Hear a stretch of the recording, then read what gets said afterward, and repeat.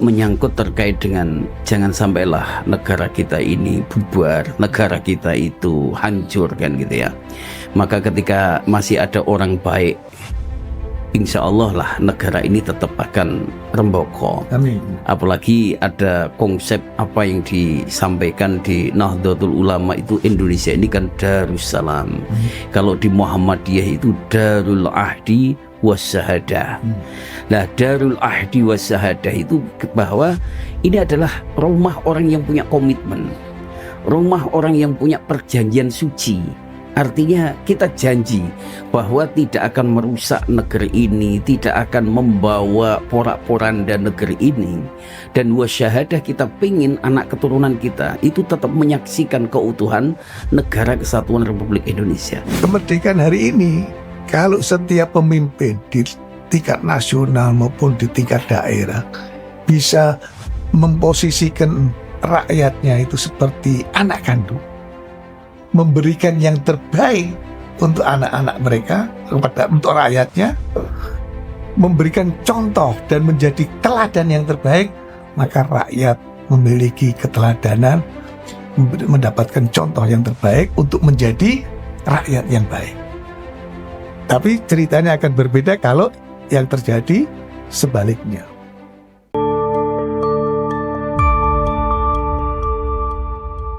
Assalamualaikum warahmatullahi wabarakatuh. Waalaikumsalam warahmatullahi wabarakatuh. Kembali lagi bersama saya Hendra Tri Ardianto dalam KPK Podcast Kongko Pesantren Kebangsaan. Pada hari ini kita kedatangan tamu. Ini kali keduanya. Kita akan melangsungkan podcast dengan narasumber yang sama. Pertama dari Pak Kiai Adnan. Assalamualaikum Pak Kiai. Waalaikumsalam warahmatullahi wabarakatuh. Tentu saja tidak perlu saya perkenalkan karena cukup banyak podcast saya dengan Pak Kiai Adnan sekaligus pengasuh pondok pesantren mahasiswa kebangsaan. Narasumber kedua yang kita sudah pernah podcast sebelumnya dengan Pak Dr. Jumai. Siap. Assalamualaikum. Waalaikumsalam warahmatullahi wabarakatuh. Ya, ini kali kedua ya Pak Jumai, tokoh Muhammadiyah. Mudah hari ini kita akan membicarakan tentang spirit kemerdekaan karena bentar lagi kita menjelang 17 Agustus. Jadi ini momen yang tepat untuk membicarakan kemerdekaan. Saya akan mulai dari Pak Dr. Jumai dulu. Siap. Ini 17 Agustus tentu saja kita tidak bisa menggunakan spirit yang sama dengan 17 Agustus tahun 45. Spirit kemerdekaannya tentu saja beda. Nah, kira-kira bagaimana cara kita mendefinisikan kemerdekaan yang sudah 81 tahun ini? Saya ingin sharing perspektifnya. Seperti apa? Terima kasih bahwa pada hari ini kita berkesempatan soan ya dalam KPK Kongko ya, bersama pesantren mahasiswa kebangsaan ini, bahwa kemerdekaan ini tidak hanya secara harfiah makna yang barangkali kita pahami, tetapi bagaimana saat ini kita bisa mengisi kemerdekaan itu dengan aktivitas-aktivitas yang produktif, dengan aktivitas-aktivitas yang dimana kita bisa mengisi kemerdekaan ini dengan pendekatan-pendekatan yang bagaimana kita punya potensi kontribusi mempertahankan negara kesatuan Republik Indonesia ini tetap utuh, kokoh, remboko, dan selalu terbangun. Tidak hanya bangun badannya, tapi jiwanya juga terbangun kan gitu. Tidak hanya fisiknya, tetapi bagaimana bangun secara spiritual, secara intelektual untuk berkontribusi di dalam pembangunan ini. Jadi konsepnya adalah hari ini spiritnya yang mengisi kemerdekaan itu ya? Iya, jadi kita ini sudah tidak lagi membahas tentang deklarasi kemerdekaan, tetapi bagaimana kita membahas bagaimana mengisi kemerdekaan ini dengan membangun sebuah potensi yang sudah ada dari berbagai komunitas, entitas yang ada di negeri ini kan luar biasa potensinya. Nah, sehingga ini perlu kita satu dan kesatuan untuk mengisi kemerdekaan ini dengan aktivitas yang produktif. Siap. Saya agak pindah ke Pak Yai Adnan. Pak Yai, kalau bicara kemerdekaan itu kan artinya kita punya musuh dulu. Di masa dulu kita punya musuh namanya kolonial Belanda. Lah kalau sekarang ini kira-kira siapa yang paling tepat dijadikan musuh kita supaya kemerdekaan itu selalu menjadi spirit yang selalu kita perjuangkan? Banyak musuh kita. Nah, kira-kira menurut Pak Yai gimana? Kenapa kita harus merdeka? Karena kita terjajah. Kenapa kita harus merdeka? Karena kita tidak sepakat dan tidak setuju dengan penjajahan. Maka yang pertama kali harus kita lakukan, jangan kemudian kita menjadi penjajah. Dan itu tanpa kita sadari, kita sering menjajah orang lain. Menjajah istri sendiri, menjajah mahasiswa. Jadi artinya sebetulnya kita ini punya potensi untuk mengkolonialisasi orang lain. Maka kita harus memerdekakan diri kita dari sikap-sikap dan perilaku seperti penjajah gitu. Agar supaya kita tidak dimerdekakan orang lain, tapi kita harus bisa memerdekakan diri kita dari perilaku sikap yang quote and quote menjajah orang lain, menjajah pikiran orang lain, menjajah keinginan orang lain, dan seterusnya dan seterusnya. Yang kedua, Mas Indra, tidak banyak negara yang mendapatkan kemerdekaannya melalui perjuangan fisik kayak Indonesia. Jadi di satu sisi kita sedih karena pernah dijajah, tapi di sisi lain kita harus bangga karena kita merebut, kita mengusir, kita melawan, dan akhirnya kita bisa terbebas dari penjajahan. Bukan hanya kemerdekaan hasil dari pemberian mereka yang menjajah. Nah, ini maknanya beda. Artinya apa? Karena kita rebut dengan susah payah, dengan perjuangan fisik, darah, air mata, maka betul kata Pak Dr. Jumai, sekarang kita harus mengisi. Salah satu yang paling penting adalah bagaimana kita mengisi. Tidak usah terlalu susah. Kita tidak menjadi orang jahat saja berarti sudah mengisi kemerdekaan ini dengan baik. Kita menjadi orang baik, apalagi kita tidak menjadi orang jahat saja, itu sudah berarti positif untuk kemerdekaan kita. Amar ma'ruf nahi munkar. Itu yang saya kira. Kalau pembangunan fisik orang bisa mendapatkan, bisa dicapai dalam waktu sekejap, tetapi membangun karakter tidak bisa semalam. Mengisi kemerdekaan ini yang paling penting hari ini menurut saya bukan pembangunan fisik, tetapi lebih pembangunan karakter.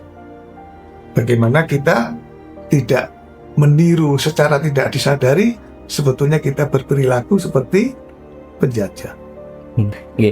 Oke, Pak Yai, saya masih mau mengelaborasi statementnya tadi. Jadi sepertinya kalau saya garis bawahi, karakter individu atau warga Indonesia itu, yang dibentuk itu adalah karakternya untuk supaya kita menjadi bangsa yang merdeka. Kira-kira menurut penilaian Pak Yai, bagaimana sejauh ini karakter pemimpin kita, pengelola negeri kita, termasuk karakter warga kita? Apakah kita bisa optimis dengan Indonesia di masa depan dengan situasi yang sekarang? Kalau optimis kita harus optimis, meskipun optimisme dalam pesimisme. Oke. Tapi begini, kalau kita tidak bisa membebaskan diri kita dari keterjajahan yang ada di dalam diri kita, maka kita tidak akan bisa memerdekakan orang lain. Kalau pribadi diri kita sendiri masih terjajah, masih dikuasai oleh keinginan dan nafsu yang merugikan orang lain, yang tadi dalam tanda petik seperti menjajah orang lain. Maka saya kira secara prinsip yang pertama kita harus lakukan adalah kita harus memerdekakan diri kita sendiri. Yang kedua itu di level masyarakat. Kalau di level pemimpin, bagaimana mereka memposisikan rakyat itu sebagai anak kandung mereka. Itu berarti sudah mengisi kemerdekaan dengan luar biasa. Tidak ada orang tua yang kepingin anaknya menjadi lebih jelek daripada mereka. Pasti lebih ingin lebih Mesti baik. kepingin lebih baik. Tidak ada orang tua yang jahat kepingin anaknya niru jahat seperti orang tuanya. Pasti berusaha untuk anaknya menjadi lebih baik. Nah, keteladanan penting. Keteladanan penting. Anak akan kehilangan arah kalau dia tidak memiliki figur yang bisa dia jadikan sebagai satu contoh. Di sisi lain, orang tua itu akan selalu berusaha untuk memberikan yang terbaik untuk anaknya.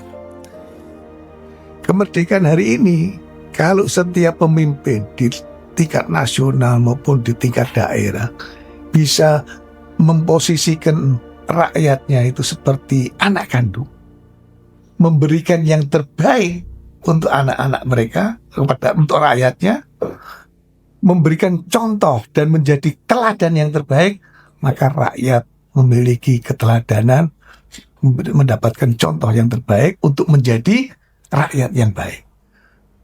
Tapi ceritanya akan berbeda kalau yang terjadi sebaliknya.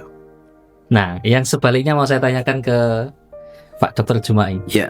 Kalau situasinya para pemimpinnya tidak bisa ngasih keteladanan, bagaimana kita meresponnya? Bagaimana masyarakatnya bagaimana posisi masyarakat harus merespon kalau misal di tahun ini ada 12 kepala daerah baru 2026, 12 kepala daerah yang ditangkap KPK.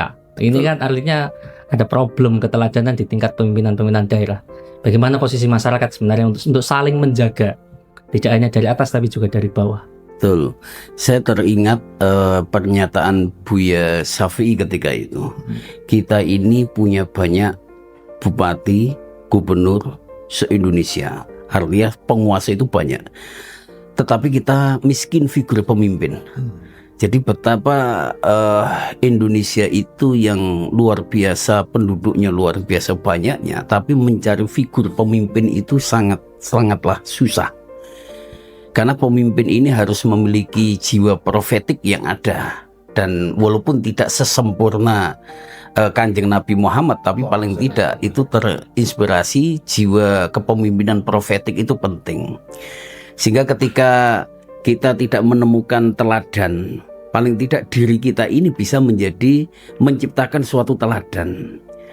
Dan saya yakin dengan kelembagaan yang masih eksis ya, ada Nahdlatul Ulama, ada Muhammadiyah, ada Majelis Ulama Indonesia, ada lembaga-lembaga negara yang mengedepankan etik, akhlak itu saya kira itu bisa melahirkan pemimpin-pemimpin yang bisa membawa teladan. Maka ini tidak bisa kita hanya sekedar menyalahkan keadaan, tetapi tidak memberikan solusi.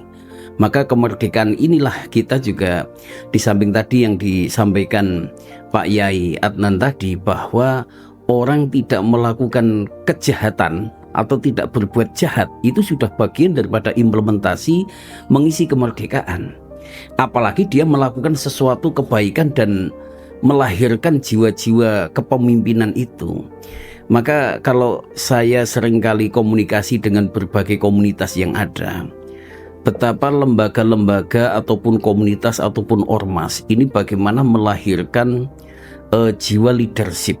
Karena kalau secara teori kan menurut McClellan itu kan ada 3 hal yang orang need for achievement, need for affiliation, need for leader ya.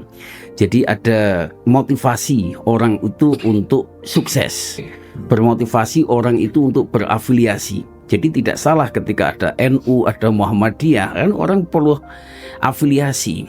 Terus kemudian not for leader ya, untuk kepemimpinan. Nah tentunya kita harus persiapkan. Kita selalu gembar-gemborkan Indonesia Emas 2045.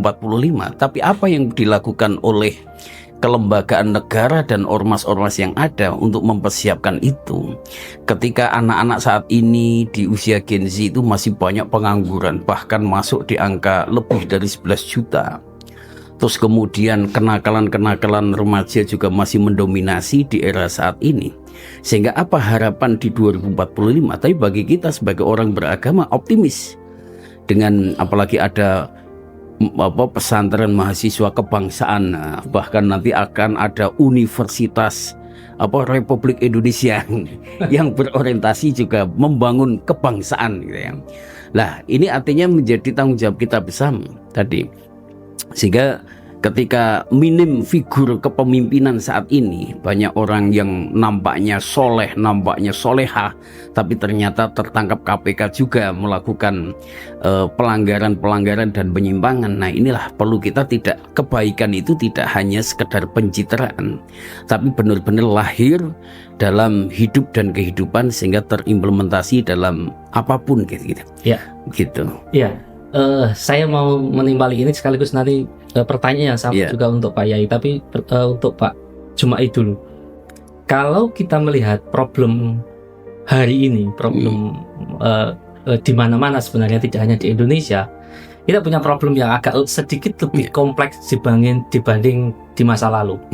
Karena hari ini tuh landscape problemnya itu berubah. Misalkan problemnya sebenarnya hampir selalu sama, narkoba, judi, prostitusi, sekarang ketambahan hoax.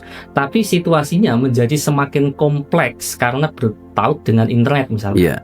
Judi di masa lampau itu ya harus bertemu bandar dengan pemain, bertarung siapa yang menang siapa yang. Tapi hari ini judi itu datang ke kos-kosan, ke rumah-rumah, lewat gawai, lewat HP. Artinya kompleksitas masalah kan sangat serius sekali. Nah, pertanyaan saya begini, saya termasuk relatif yang percaya instrumen hukum tentu saja efektif, tapi untuk masalah yang sekompleks ini, saya kok rasanya merasa instrumen sosial yang jauh lebih efektif karena dia bisa memangkas secara natural, tidak harus nyari kejadiannya dulu, tapi bisa memitigasi. Yang ingin saya tanyakan adalah bagaimana kemudian sebagai tokoh Muhammadiyah sudah cukup concern tidak dengan persoalan eksternalitas yang ditimbulkan oleh internet lewat judi online, peredaran narkoba melalui internet, prostitusi yang muncul di internet.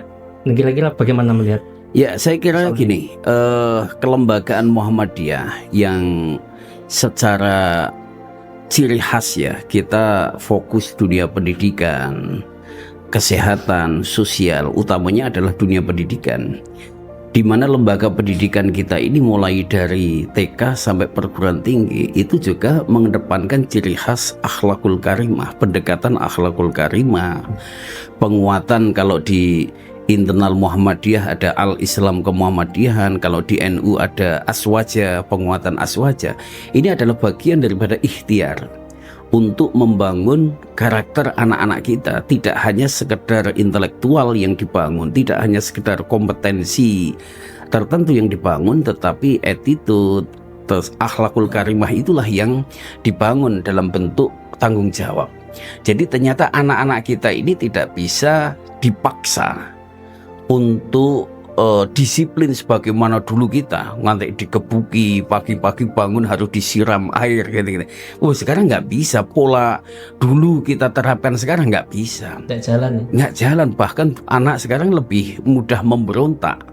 Kalau dulu misalnya ngaji di musola, misalnya agak rodo nakal sih di pecut atau dipukul, pakai rotan, itu ketika lapor orang tua malah tambah dimarahi. Tapi sekarang lapor orang tua morong bawa golok kan gitu, bahkan lapor polisi. Lah, maka ini perlu pendekatan-pendekatan yang memang mau tidak mau itu harus disesuaikan dengan situasi.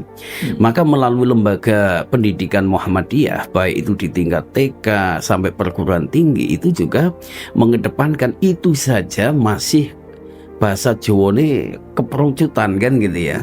Ada yang terlibat di dalam hal-hal tadi, ada yang terlibat judol, ada pinjol dan lain sebagainya. Nah, inilah yang tidak bisa kita berhenti. Maka dalam tadi apa yang disampaikan Pak Yai, gerakan dakwah amar ma'ruf nahi mungkar, ini yang tidak bisa berhenti dan jangan sampai berhenti. Karena kita punya tanggung jawab moral, tanggung jawab yang sangat besar bagaimana mempersiapkan generasi-generasi muda kita ini untuk ke depan ya tidak hanya kuat intelektual, tapi ada paling tidak 5 ya. Kuat akidahnya, kuat ibadahnya, kuat ilmunya, kuat ekonominya, kuat persaudaraannya. Nah tentunya ya kuat fisiknya tadi. Nah yang pertama itu kuat akidahnya. Saya kira agama apapun itu menekankan pada kuat keyakinannya. Nah karena kita dalam konteks Muhammadiyah itu adalah pendekatan Islamik, berarti kan kita harus kuat akidahnya, kuat ibadahnya, kuat ilmunya. Karena tantangan ke depan itu luar biasa. Ketika kita nggak kuat ilmunya, nggak kuat ekonominya, ya berat. Karena tombok ati iki loro mas, siji cedak marang Gusti Allah, loro duit gitu ya. Ya dasarnya apa? Aqimis shalah wa atu zakah tadi ya. Jadi ben tombok ati 5 itu disempurnakan menjadi 2. Pertama dekat kepada Allah, 2 punya duit. Nah anak-anak muda itu harus ayo. Nah kalau 5 itu kesuwen anak muda ini 2 ini ya. Siji cedak marang Gusti Allah, loro duit gitu. Iso zakat punya uang, haji punya uang, bisa bangun masjid punya uang. Nah itu penting sekali. Pertanyaan sama untuk Pak Yai. Saya kira problem judi dan lain sebagainya itu kan problem lama, prostitusi.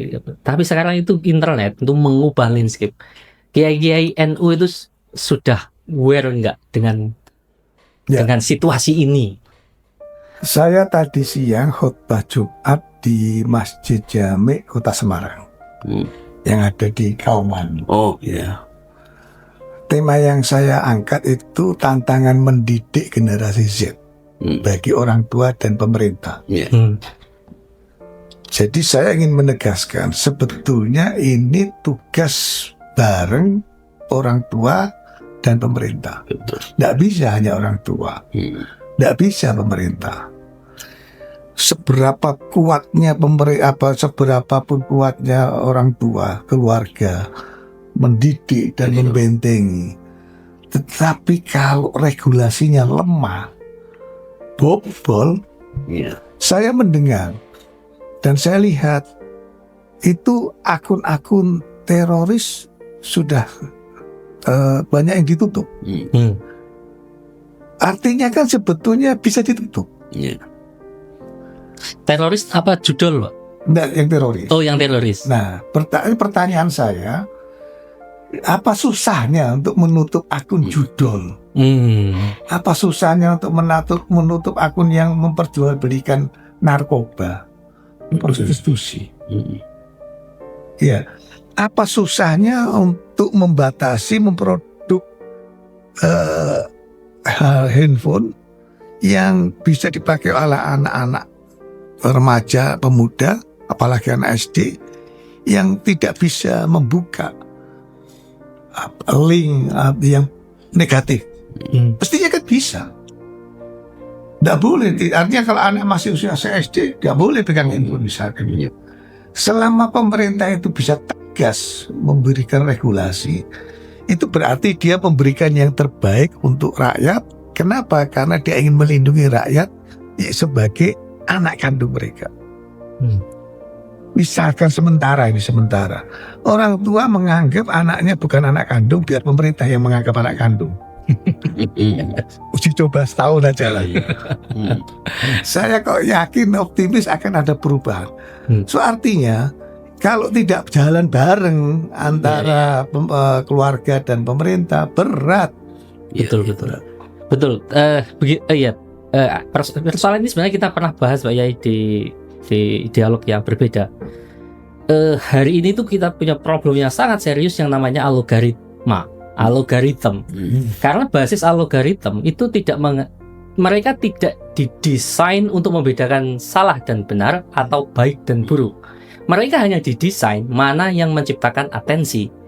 Kalau atensinya oke, mau itu hal yang jelek, mau hal yang buruk, dia akan naik. Kan jadi pembicaraan, istilah di IG namanya FYP. Mereka tidak didesain untuk mengenal baik buruk atau salah dan benar. Mereka didesain mana yang menciptakan obrolan dan itu akan dipush. Nah problemnya berarti adalah ketika anak itu belum dewasa, mereka sama sekali tidak bisa membedakan yang disediakan oleh algoritma, dan masyarakat kita sangat permisif terhadap gawai. Misalkan saya sering lihat di restoran apa di warung gitu, biar anaknya diem dikasih handphone. Sebaliknya, saya baru kemarin ngobrol dengan Prof. Simada. Barusan Prof. Simada cerita di Jepang, kebijakan ini baru berlangsung 3-4 tahun. Anak SD yang masih usia, saya agak lupa usia berapa ke bawah, itu dikasih tablet oleh sekolah. Jadi malah dikasih supaya mereka tetap melek digital, tapi isi tabletnya didesain oleh negara. Nah, artinya yang ingin saya sharingkan dengan Pak Yai adalah gimana kita yang sangat permisif, orang tua dengan pemberian gawai kepada anak memang agak susah gitu. Apa ya guys, jalan keluarnya supaya kita bisa mendesain ulang, mentata ulang agar anak tidak mudah gampang sekali buka HP yang itu full uncontrol. Gimana ya Pak ya? Ada solusi, ada pandangan deh? Yaitu kalau pemerintah itu tegas berani menutup akun-akun yang negatif, maka meskipun anak itu pegang handphone, dia tidak akan bisa mengakses informasi atau apalagi gambar yang negatif. Nah, kalau pemerintah itu melakukan tindakan proteksi yang seperti itu, berarti dia sudah mengisi kemerdekaan. Jadi mengisi kemerdekaan jangan hanya rakyat yang disuruh mengisi, pemerintah juga harus mengisi. Cara pemerintah mengisi kemerdekaan adalah melindungi rakyatnya dari kejahatan internet. Itu aja. Oke. Atau jangan-jangan dimensinya tidak hanya pemerintah, jangan-jangan masyarakat kita juga belum aware soal ini. Jangan-jangan. Iya. Menurut Pak Yai begitukah? Iya. Tapi kalau saya perhatikan sudah banyak orang tua yang berusaha untuk membatasi anaknya untuk tidak kecanduan. Artinya diizinkan tetapi di waktu-waktu yang tertentu. Tidak dibebaskan sebebas-bebasnya yang mengakibatkan kecanduan. Nah ini bahaya karena kecanduan alat ini bisa merusak mental. Kalau kecanduan narkoba kan fisiknya, kecanduan judol ekonominya jebol. Tapi kecanduan handphone apalagi yang konten-konten negatif itu mental rusak, bahaya. Betul. Oke. Nah saya tadi senang dengan pertanyaan Mas Hendra yang tadi sudah dijawab oleh Pak Dr. Jumai tentang bupati atau kepala daerah yang 12 itu. Ini padahal tahun 26 masih bulan Agustus ya. Artinya kalau 8 bulan 12 itu jangan-jangan nanti sampai Agustus sampai Desember 18. Kalau ada gerakan di masyarakat untuk tidak memilih yang memberi uang dan yang menang adalah yang bersih tidak memberi uang, maka di pilkada berikutnya orang yang mencalonkan diri berusaha tidak akan memberi uang. Karena apa? Karena mereka korup. Itu saya husnudon adalah karena mereka terjebak pada utang yang mereka harus bayar akibat biaya. Bayangkan saya baru kemarin mendapat informasi hasil penelitian seorang mahasiswa. Di sebuah kabupaten, bupati terpilihnya itu memberi amplop. Kalau dia orang terpandang, punya follower, itu bisa sampai 500.000. Tapi kalau rakyat biasa, itu 100.000. Bayangkan, berapa puluh miliar dia harus, atau mungkin ratusan miliar dia harus habiskan. Lalu, ini bupati di daerah yang minus. Dari mana dia harus mengembalikan modalnya itu? Paling gampang ya menguasai APBD. Ya. Apa namanya? Merakus ya. Merekayasa proyek-proyek. Nah itu. Saya kira kita harus mulai dengan gerakan jangan pilih yang memberi uang. Iya. Betul. Kalau saya garis bawahi dari obrolan tadi itu, sepertinya memang karakter yang benar baik itu semakin paling penting hari-hari ini. Nah, saya mau pindah ke Pak Jumai. Bicara kemerdekaan itu kan ya, merdeka secara politik itu selalu dikaitkan dengan tadi ya, baik di teori klasik atau teori modern itu selalu negara yang punya kecenderungan bubar itu selalu disebabkan dua hal. Campur tangan asing, ada pihak asing yang mulai masuk dan ingin mengambil sesuatu dan sebagainya.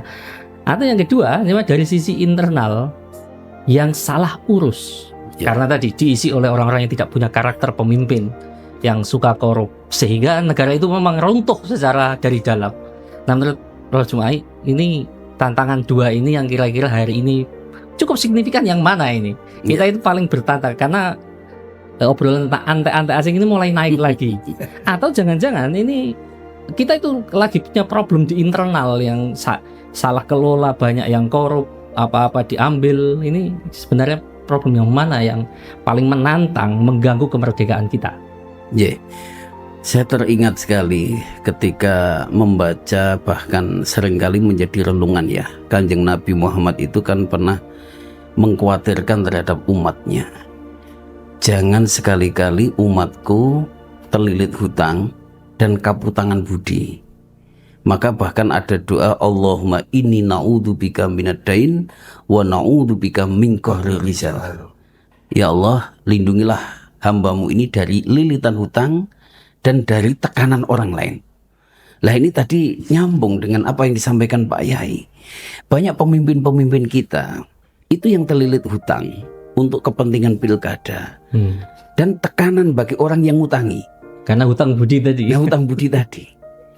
Sepanjang proses pemilihan tadi sebagaimana renungan dari Pak Yai itu seperti itu, sampai kapanpun kita tidak akan bisa merdeka secara sejati. Walaupun secara aklamasi kita merdeka, tetapi hakikatnya kita itu masih terkungkung di dalam proses itu. Nah, sehingga tadi kalau menyangkut terkait dengan jangan sampailah negara kita ini bubar, negara kita itu hancur kan gitu ya. Maka ketika masih ada orang baik, insya Allah lah negara ini tetap akan remboko. Amin. Apalagi ada konsep apa yang disampaikan di Nahdlatul Ulama itu, Indonesia ini kan Darussalam. Kalau di Muhammadiyah itu Darul Ahdi Wassahadah. Nah, Darul Ahdi Wassahadah itu bahwa ini adalah rumah orang yang punya komitmen, rumah orang yang punya perjanjian suci. Artinya kita janji bahwa tidak akan merusak negeri ini, tidak akan membawa porak-poranda negeri ini. Dan wasyahadah, kita pingin anak keturunan kita itu tetap menyaksikan keutuhan negara kesatuan Republik Indonesia. Lah ini mestinya yang harus dijiwai oleh para pemimpin-pemimpin di negeri ini. Apakah itu presiden, gubernur, bupati, wali kota. Bahkan ada, ya apalah bahasanya ya, ini saat 2026 ini sudah mulai nyicil utang para kepala-kepala daerah. Maka kalau tadi ada fenomena banyak kepala-kepala daerah itu tertangkap OTT, itu karena ini sudah mulai nyicil utang. Nanti dilanjutkan Sudah jatuh tempo. Sudah jatuh tempo, harus mulai nyicil utang. Nanti 2027, 2028 harus lunas. Kalau salah satu kepala daerah itu habis misalnya 100 miliar, nah ini harus bagaimana skema membayarnya itu. Padahal 2029 harus sudah main. Nah itu nanti juga harus memodali lagi para pemodal-pemodal. Bahkan ini mengerikan ini. Artinya ketika pola kepemimpinan kita, yang memimpin kita adalah hasil dari rekayasa kekuatan uang, kekuatan finansial, maka sejati kepemimpinan itu akan hilang. Dia melakukan tugas-tugas kepemimpinan itu hanya bagaimana supaya dia bisa mengambil celah tadi APBD, APBN. Ini mana yang memungkinkan bisa. Saya seringkali diskusi dengan teman-teman DPR bahwa yang bisa mengembalikan skema yang bisa dibuat mengembalikan dengan cara cepat itu hanya dua. Satu adalah dengan cara jual beli jabatan, dua adalah merekayasa proyek-proyek APBD itu. Lah ini yang sering terjadi. Akhirnya apa? Pengen jadi kepala dinas apa? Harganya berapa? Pengen jadi camat, harganya berapa? Pengen jadi lurah, harganya berapa? Karena ini yang cara mudah untuk mendapatkan uang untuk mengembalikan utang tadi itu paling tidak 2 skema ini, belum lagi nanti ada skema-skema lain. Nah, kalau ini selalu menjadi budaya, ya bahayalah buat negara kita. Ya. Artinya bisa saja skenario Indonesia makin ruwet itu gara-gara internal kita tidak terkelola dengan tepat. Tapi sebenarnya saya itu lebih optimis pandangannya, karena banyak negara yang bubar, kayak Afghanistan, Irak, nggak bubar lah, kacau balau. Ya bubar itu kayak Yugoslavia, Sudan itu memang bubar. Tapi nyatanya Indonesia yang kompleksitasnya sangat tinggi itu ternyata nggak bubar, kohesinya tetap terjaga. Salah satu guyonannya Pak Yai, saya agak lupa, Syekh Al-Azhar itu pernah cerita karena di Indonesia itu masih ada Muhammadiyah sama NU. Selama 2 organisasi ini ada, insya Allah kayaknya tidak akan menjadi Middle East lah di Asia Tenggara. Tidak akan, negara-negara Middle East itu malah kadang mazhabnya sama, sukunya juga nggak sekompleks kita, tapi malah bertikainya ekstrim. Nah, saya ingin Pak Yai ngasih perspektif kekuatan Muhammadiyah sama NU dalam menciptakan kohesi di Indonesia.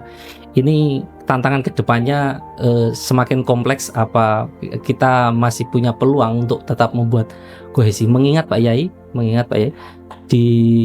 kita sudah mulai ada gejala-gejala disintegrasi. Misalkan di Papua sekarang tensinya naik lagi.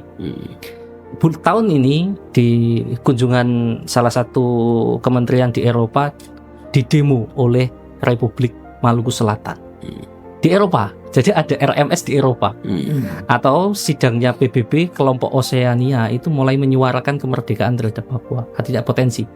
Nah, gimana kita mencegah? Karena saya agak punya kecenderungan pendekatan security approach itu kayaknya ya efektif, tapi sepertinya kohesi yang diciptakan oleh ormas-ormas, tokoh-tokoh masyarakat ini jauh lebih efektif.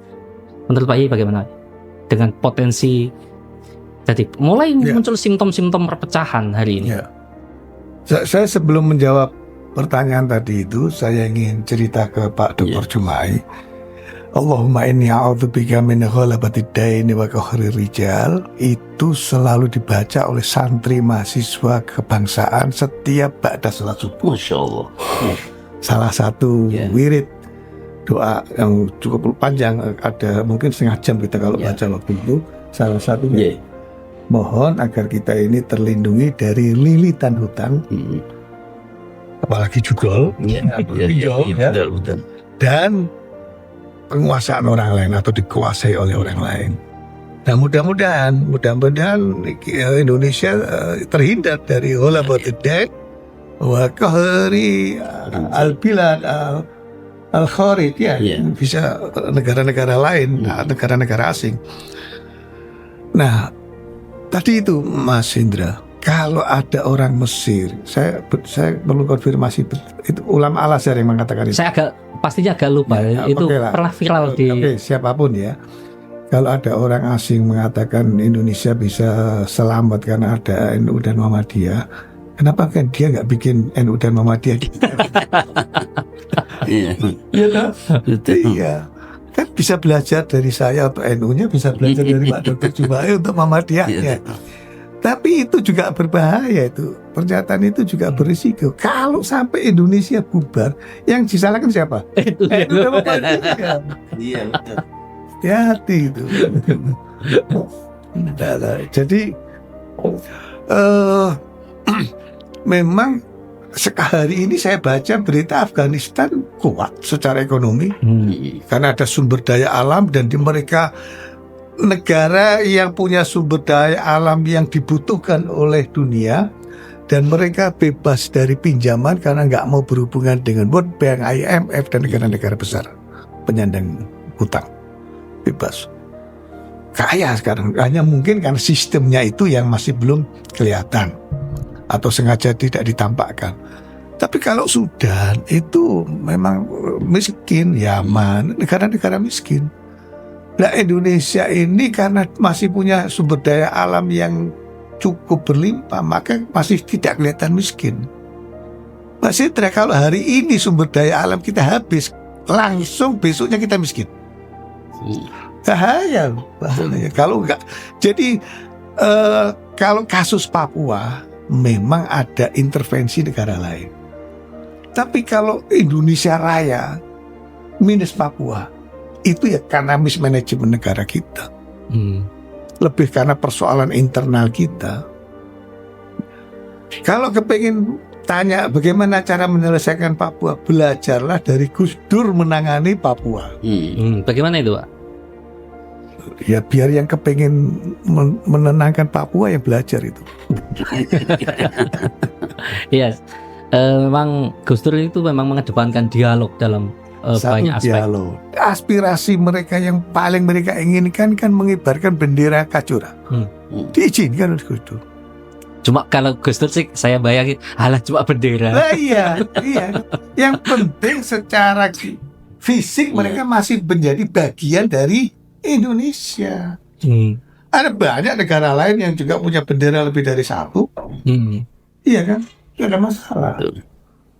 Gitu loh. Jangan-jangan mereka yang menolak itu merasa paling merah putih, tetapi ternyata perilakunya nggak merah putih, itu merugikan merah putih. Iya.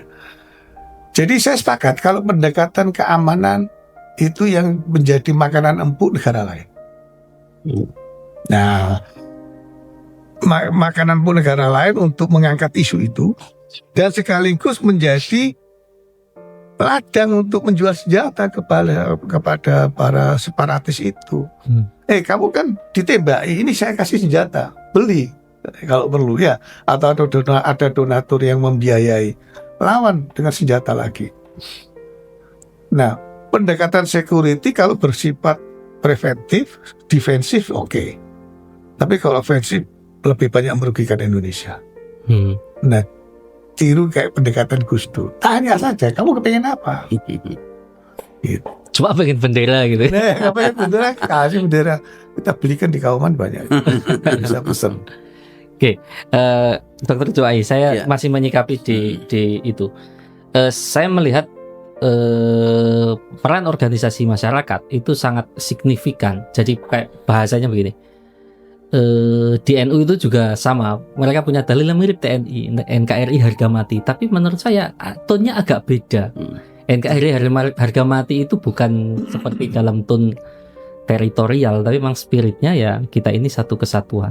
Nah, artinya ada memang peran tokoh agama, tokoh masyarakat yang melekatkan kohesi sosial. Nah, kalau Dr. Jumai melihat kohesi sosial di Indonesia hari ini, semakin oke apa semakin menurun situasinya? Makanya di internet itu sekarang netizen itu kalau mencaci terutama ke umaroknya, entah di daerah atau di mana-mana, itu udah makin ekstrim sekarang. Diksi-diksinya itu dipilih udah diksi-diksi yang kayak kejam ya? Iya, kayak umaroknya itu penjahat gitu. Nah ini kalau dibiarkan, ada kemungkinan potensi-potensi ini akan mengkristal di internet dan akan menjadi massa. Ya seperti yang terjadi di Bulgaria, di Nepal, di mana-mana. Nah, bagaimana Dr. Jumai melihat ini? Ya, saya kira gini, gerakan filantropi dan charity itu di Indonesia itu kan luar biasa dari para komunitas ya.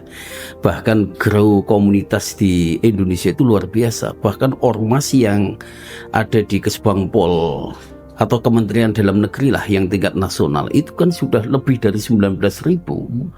Di Jawa Tengah ada lebih dari 7.000. Di Kota Semarang lebih dari 300-an bahkan sampai 400 ormas dan lembaga. Artinya itu sama-sama mengusung terkait dengan NKRI, mengusung terkait dengan bagaimana pemberdayaan masyarakat, mengusung terkait dengan kebangsaan. Tetapi dari sekian itu apakah benar-benar sesuai dengan undang-undang ormas yang digelurakan menjadi bagian daripada mengisi ruang di mana pemerintah tidak bisa menjangkaunya? Disitulah peran ormas untuk menjaga negara kesatuan Republik Indonesia. Kalau tadi disampaikan bahwa sepanjang NU dan Muhammadiyah maka Indonesia akan tetap utuh. Bisa jadi iya, bisa jadi tidak. Tadi bisa jadi juga itu menjadi sebuah tamparan juga. Engko nek terjadi sesuatu yang kacau ya tinggal nuduh NU dan Muhammadiyah. Ya, artinya dengan keberadaan ormas seperti NU Muhammadiyah itu kan memberikan solusi yang sangat luar biasa. Coba bayangkan ketika satu ormas Muhammadiyah berhenti sehari, itu berapa ribu orang bahkan jutaan orang yang nganggur. Berapa dokter, perawat, bidan, berapa guru, dosen itu yang tidak mendapatkan pekerjaan. Itu ketika Muhammadiyah berhenti, menghentikan seluruh aktivitas amal usaha, dunia pendidikan berhenti, dunia kesehatan berhenti, semua berhenti. Itu negara juga kacau, kalang kabut menangani para pengangguran-pengangguran yang dari satu titik Muhammadiyah saja. Artinya keberadaan Muhammadiyah itu juga kan meringankan beban pemerintah. Berapa guru di Muhammadiyah, dosen, berapa dokter yang tertampung, itu kan mengisi ruang. Maka keberadaan ormas itu adalah mengisi ruang di mana pemerintah tidak bisa menjangkaunya. Maka tadi pembagian peran itu penting sekali. Kita tidak bisa hanya mengedepankan, mengandalkan pemerintah, atau pemerintah hanya itu tokoh-tokoh masyarakat yang tokoh agama. Nggak bisa, semuanya harus menyatu. Maka ketika di kota Semarang itu mendapatkan predikat sebagai kota toleran nomor 3 se-Indonesia, ini saya melihat masih sekedar portofolio, belum pada aspek implementasi yang sesungguhnya sebagai kota toleran, karena masih juga muncul penolakan pendirian tempat ibadah, masih juga ada penolakan pemakaman agama tertentu, masih juga ada menebarkan kebencian antara satu dan yang lain. Nah, ini maka ini menjadi tantangan bahwa keberadaan pemerintah, tokoh agama, tokoh masyarakat ini penting dalam menyatu. Kalau di kota Semarang itu semua entitas dari pemerintah yang sudah ada sebelumnya itu sudah dibangun luar biasa. Entitas para tokoh-tokoh agama ada namanya Forum Kerukunan Umat Beragama. Entitas para ulama-ulama yang dari Islam ada Majelis Ulama Indonesia. Ada entitas ormas-ormas komunitas, ada Forum Komunikasi Ormas Semarang Bersatu. Ada entitas etnis ras suku, ada Forum Kebangsaan. Entitas dari pemerintah, tokoh agama ada Petamas. Jadi di Semarang itu sudah ada lembaga-lembaga dalam rangka untuk menyatukan tadi kekuatan tadi. Tidak hanya membangun kota Semarang, membangun negara ini tidak hanya kita mengandalkan pemerintah saja satu sisi saja, tapi semua punya peran. Jadi saya kira tadi terkait dengan bagaimana menjaga keutuhan negara kesatuan Republik Indonesia, peran ormas sangat luar biasa. Bahkan kami dulu sering menyelenggarakan ada Ormas Expo, Ormas Award, ada pembauran, kemah pembauran antar ormas, ada pelatihan fundraising ormas, bagaimana ormas mandiri. Itu luar biasa karena selama ini orang melihat ormas itu kan dari sisi yang negatif. Oh, ormas tukang buat kacau. Oh, ormas tukang buat ribet dan lain sebagainya. Tapi kita tunjukkan Expo Ormas yang ditampilkan adalah karya hasil daripada pembinaan ormas selama ini. Ada filantropi pemberdayaan, ada charity terkait dengan bantuan-bantuan sosial. Itu yang diberikan lazismu itu kan luar biasa. Nah, ini kaitan dengan peran tidak hanya satu kelembagaan saja. Nah, ini berkait karena banyak menyinggung ormas. Sekitar setahun, 2 tahun, 3 tahun terakhir ini ada anasir negatif soal ormas. Ya, tentu saja bukan NU dan Muhammadiyah. Salah satunya adalah obrolan tentang jarang ada investor asing mau ke Indonesia karena selain regulasi atau penegakan hukumnya amburadul, itu banyak problem di ormas. Nah, menurut Pak Yai, ini situasi yang semacam ini mengganggu bangunan besar ormas-ormas yang baik, kayak itu nilai setitik hilang sebelanga. Bagaimana Pak Yai melihat menyikapi persoalan ini? Ya, jadi ada ormas yang amar ma'ruf nahi munkar seperti NU dan Muhammadiyah. Tapi ada ormas yang lebih mengedepankan dan mengutamakan nahi munkar tanpa pernah amar ma'ruf. Betul. Nah ini yang jadi masalah. Karena apa?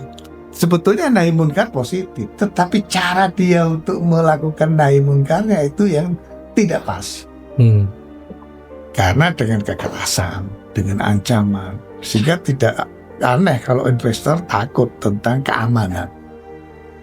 Dan itu pemicunya adalah ormas yang diakui atau legal setidaknya dibiarkan hidup di Indonesia. Kalau saja mereka itu dicegah untuk melakukan tindakan kekerasan sehingga orang lain yang punya duit itu nggak takut dengan keamanan, saya kira nggak ada masalah. Nah, saya suka karena Muhammadiyah itu kan lebih duluan garap sektor pendidikan. Betul. NU untuk meringankan tugas Muhammadiyah mulai masuk ke sana. Gitu. Tapi benar itu, negara nggak akan mampu. Negara Indonesia yang masih berkembang ini tidak akan mampu untuk melayani kebutuhan pendidikan masyarakat di tingkat perguruan tinggi sampai yang paling bawah di tingkat TK bahkan PAUD. Tidak mungkin, tidak ada negara satupun yang mampu mengurusi urusan pendidikan tanpa melibatkan kekuatan di masyarakat. Nah, alhamdulillah ada Muhammadiyah yang lebih dulu lahir fokus kepada pendidikan. NU yang lahir belakangan fokus ke pesantren. Iya. Lalu NU melihat Muhammadiyah kok kasihan sendirian. Baru mendirikan perguruan tinggi. Ya, Muhammadiyah lebih dulu melakukan pelayanan kesehatan, rumah sakit. NU niru, bikin klinik. Ya, akhirnya bisa bikin rumah sakit. Itu tugas Muhammadiyah menjadi lebih ringan. Tugas negara apalagi tambah jauh lebih ringan. Tapi sebenarnya NU juga nggak kalah dahsyatnya, karena saya tahu banyak sekali pesantren yang membebaskan biaya sekolah santrinya, mondoknya, bahkan ada yang gratis, dan itu jumlahnya saya nggak tahu pastinya, itu ada ratusan mungkin ribuan pesantren semacam. Karena di desa saya aja, saya potong dulu di pesantren kebangsaan santri itu biaya mondoknya per bulan 100.000. Lah iya. Kalau kebangsaan kan memang ada, sudah mandi, listrik, wifi. Memang kalau santri di sini kan memang mahasiswa ya Pak, notabene. Di desa saya itu ada pondok, santrinya itu hampir 300-400. Separuhnya lebih itu bahkan orang tuanya itu asal naruh. Artinya apa? Baik, saya membayangkan negara itu kan ada fakir miskin diurusi negara itu. Ternyata enggak, itu diurusi pesantren itu. Pendidikannya yang menjadikan pesantren. Bahkan tidak hanya pendidikan, perutnya itu Pak. Dan Muhammadiyah tidak mengambil ceruk itu, saya kira. Kalangannya super miskin itu banyak yang masuk ke pesantren karena untuk mengamankan pendidikan anaknya dari keterbatasan. Tapi rumah yatim piatu Muhammadiyah banyak juga. Iya. Betul. Ya. Nah, ini terkait tadi ngomongin investor, karena kita sudah mungkin secara waktu tinggal sebentar bicara tentang investor. Tadi saya mau pertanyaan ini berkaitan dengan Hari Kemerdekaan. Di 2026 ini investasi apa yang menurut Pak Yai patut dikasih perhatian secara serius demi masa depan Indonesia yang lebih gemilang, atau bahasa yang lebih teknikal, Indonesia emas? Kita harus berinvestasi apa sih Kak sebenarnya? Investasi yang membuat ketergantungan kita kepada pasar dunia menjadi lebih berkurang. Investasi yang mengolah hasil sumber daya alam di negara kita. Yang selama ini mungkin itu kita hanya jual mentahan, maka kita butuh investasi yang lebih banyak untuk itu diolah di dalam negeri. Kita jual ke luar negeri pasti akan lebih mahal dibandingkan kalau mentahan. Saya kira kita sudah harus fokus ke situ. Kalau dulu mungkin strateginya adalah strategi lebih ke inward atau substitusi impor. Sekarang enggak. Bagaimana mengolah kekayaan dalam negeri dengan kekuatan ekonomi sendiri. Tentu investasi negara-negara lain. Tapi itu harus melawan negara lain. Saya sedih betul ketika membaca dan mendengar berita minyak mentah kita ketika masih jaya-jaya ternyata diolah oleh negara lain. Iya. Masuk dijual lagi ke negara kita. Iya, dipindah ke Kita Singapura. membeli barang milik kita Iya, dengan harga lebih mahal. dengan harga lebih mahal. Iya. Lu kok begini kok bisa puluhan tahun itu? Mm. Ya Allah ya Karim. Ya, artinya kalau kita berinvestasi di situ berarti kita sebenarnya berinvestasi di pengetahuan dan teknologi. Ya. Nah, menurut Pak Dr. Jumai, bagaimana kita ke depan untuk berinvestasi di bidang ini? Ya, saya sepakat tadi apa yang disampaikan Pak Yai Adnan tadi, bahwa investasi kita itu tidak hanya investasi terkait dengan infrastruktur saja, tapi SDM itu penting. Jadi membangun SDM yang mandiri, karena tantangan di kita ini kan terkait dengan bagaimana daulat pangan kita. Kita semua pangan yang ada itu impor, beras impor, delai impor. Wes apapun yang ada di pasaran kita itu lebih dominasi impor. Buah-buahan itu lebih banyak impor. Padahal negara kita itu sangat luar biasa. Kami kemarin mencoba di kampus itu menanam melon yang hanya kita uji coba luasan dari luasan 15 kali 25. Itu bisa menghasilkan 1050 buah melon. Dan itu luar biasa. Itu bisa mengalahkan dari kualiti buah impor yang selama ini dibanggakan. Artinya dari uji coba di kampus saja bisa. Dalam skala kecil 15 kali 25 itu bisa 1050 pohon yang kita buat secara produktif. Artinya ini dari satu item komoditi saja bisa. Apalagi kalau kita dengan pemerintah serius, dengan kekuatan potensi-potensi yang ada, banyak insinyur kita, banyak ahli-ahli kita, itu sebenarnya sangat luar biasa. Maka investasi yang utama itu adalah SDM kita yang unggul, yang kompeten di bidang bagaimana kebutuhan di masyarakat kita. Jadi tidak semua tadi mengandalkan asing. Bahkan ini menyangkut dengan CPO. Saya itu punya banyak sekali anak-anak kos yang juga para kapten dan ini ya membawa kapal-kapal besar. Dikala kita ini langka minyak goreng, itu ternyata dia laporan, Pak Ustadz, ini saya membawa CPO ke Amerika 20.000 ton. Ini saya membawa CPO ke Jerman 20.000, 15.000 ton. Itu CPO kita. Di satu sisi kita ini kelangkaan minyak, tapi dia mengirim. Tapi gimana lagi? Ini adalah pekerjaan.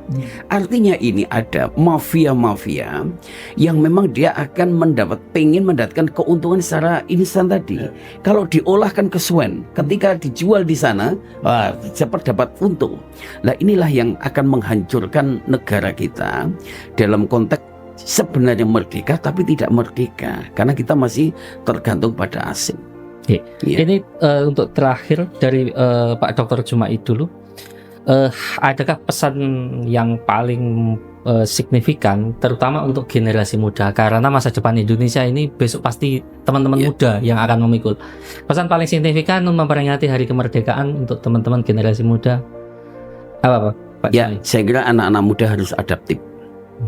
Jadi adaptif terhadap situasi keadaan, tapi orientasinya adalah kreatif dan inovatif untuk bisa bersaing, karena persaingannya saat ini luar biasa.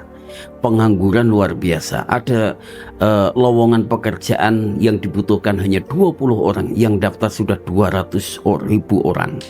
Ini luar biasa. Sehingga kalau kita hanya mengandalkan sebagai pekerja saja, tidak ada jiwa entrepreneur sama sekali, tidak ada skill sama sekali, itu berat. Maka pesan kepada anak-anak muda kita adalah adaptif terhadap situasi yang ada dan produktif, seperti itu. Ya. Pak Yai, pertanyaan yang sama Pak Yai, pesan untuk teman-teman muda menghadapi ini agar tetap ada optimisme bagi Indonesia di masa depan. Jangan tiru orang tua mereka yang tidak baik. Jangan ikuti langkah pemimpin mereka yang jahat. Mau jadi bupati monggo, tapi jangan ikut jadi koruptornya. Ya. Itu. Pokoknya menjadi lebih baik daripada generasi yang sebelumnya. insya Allah mudah-mudahan Indonesia akan menjadi emas. Amin. Amin, amin. Sampai demikian dialog kita pada hari ini. Terima kasih Pak Kiai Adnan, terima kasih Pak Dr. Jumai.